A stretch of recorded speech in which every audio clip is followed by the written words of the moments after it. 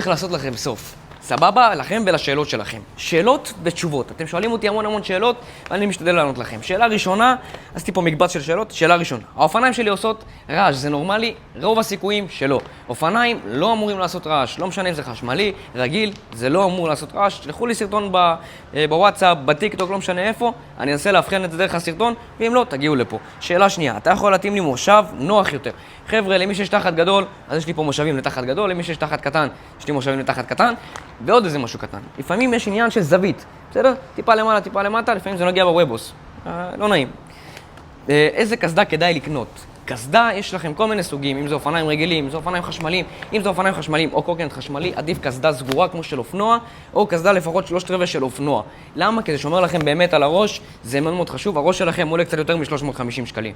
שאלה האחרונה, אני יכול לקבל הנחה? לא. למה שקבל הנחה? כאילו, מה יש לי איתך?